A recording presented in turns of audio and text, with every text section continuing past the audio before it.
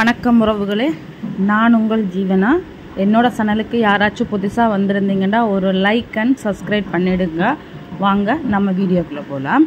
இந்த வீடியோவில் எதை பற்றி பார்க்க போகிறீங்களா, உங்களுக்கு சளி ஜுரம் அடுத்தது நமக்கு கோல்டெல்லாம் பிடிச்சிருந்தா இந்த மாதிரி ஒரு ரசம் வச்சு குடிச்சு பாருங்கள். அதுவும் நான் இன்றைக்கி ஜாழ்ப்பாணத்து ஸ்டைலில் இந்த ரசம் நான் ரெடி பண்ணியிருக்கேன் உறவுகளே.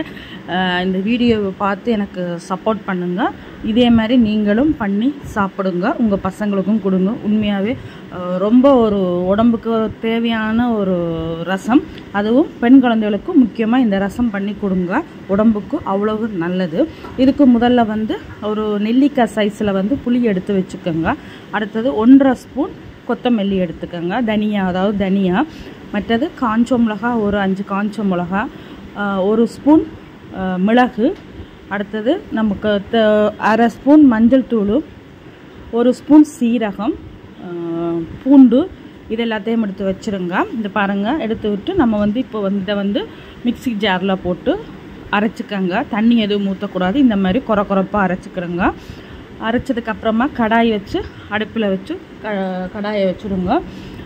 கடாயை காய்ச்சதுக்கப்புறமா எண்ணெய் ஊற்றிக்கோங்க. எண்ணெய் காய்ச்சதுக்கப்புறமா ஒரு 1/2 ஸ்பூன் வெந்தயம், 1/2 ஸ்பூன் கடுகு உளுத்தம் பருப்பு போடுங்க.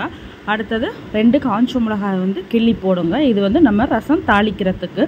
காஞ்ச மிளகாயும் போட்டதுக்கப்புறமா கருவேப்பிலையை போடுங்க. கருவேப்பிலை போட்டதுக்கப்புறமா பெருங்காயத்தூள் போடுங்க. இந்த ரசத்தோட டேஸ்ட்டை அதிகமாக்கி கொடுக்கும் இந்த பெருங்காயத்தூள். நம்ம தக்காளி பழம் அரைக்கும் போதே சேர்த்து அரைச்சோடையா நம்ம இதில் போட்டு தாளிக்க வேண்டிய அவசியம் இல்லை.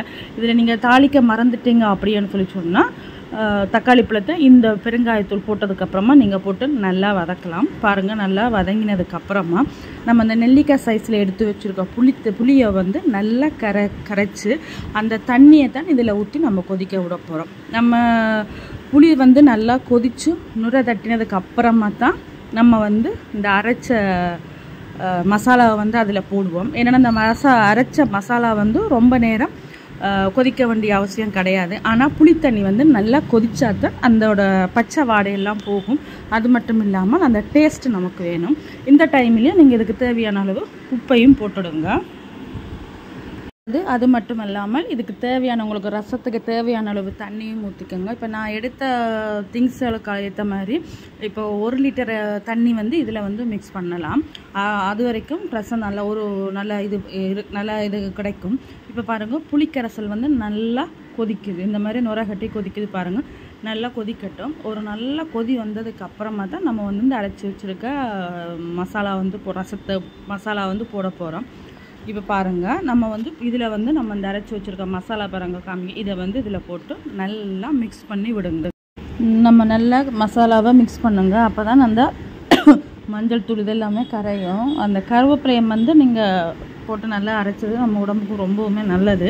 இந்த மாதிரி கொதி வர்ற டைமில் உங்கள்கிட்ட ஏதாவது முடக்கத்தங்கீரை, தூதுவளைக்கீரை இருந்தால் நீங்கள் போட்டு இது பண்ணிக்கலாம். இந்த மூட்டு வாதம், பித்த வாதத்துக்கெல்லாம் உண்மையாகவே அது ஒரு சப்போர்ட் பண்ணுறவங்களே. இனி நமக்கு இன்னொரு கொதி வந்தால் போதும், ரசம் ரெடி ஆகிடும். இந்த மாதிரி ஸ்டேஜில் நீங்கள் ஒரு வாட்டி உப்பு செக் பண்ணிவிடுங்க. உப்பு செக் பண்ணிவிட்டு எப்படி இருக்குன்னு சொல்லி பார்த்துட்டு உப்பு பத்தாட்டிக்கு நீங்கள் போட்டுக்கோங்க. இல்லை உப்பு ஓகே அப்படின்னா நீங்கள் விட்டுருங்க. உறவு கொதிக்க விடாமல் இந்த மாதிரி ஆற்றிக்கிட்டே இருங்க. அதை கரண்டி வச்சு கிண்டிக்கிட்டே இருங்க. அப்போ தான் அந்த கொதிக்காது. கொதித்தாலும் பரவாயில்ல, இது நல்ல டேஸ்ட்டாக இருக்கும் உறவுகள். ஓகே உறவுகளை, இந்த வீடியோ உங்களுக்கு பிடிச்சிருந்தால் லைக் பண்ணுங்கள், ஷேர் பண்ணுங்கள், கமெண்ட் பண்ணுங்கள். மறக்காமல் சப்ஸ்கிரைப் பண்ணி பெல் பட்டனை அழுத்தி விடுங்க. அப்போ தான் நான் போடுற வீடியோஸ் எல்லாம் உங்களுக்கு உடனே வரும் உறவுகளே. இது நம்ம இந்த ரசம் உண்மையாகவே உடம்புக்கு அவ்வளோ நல்லது.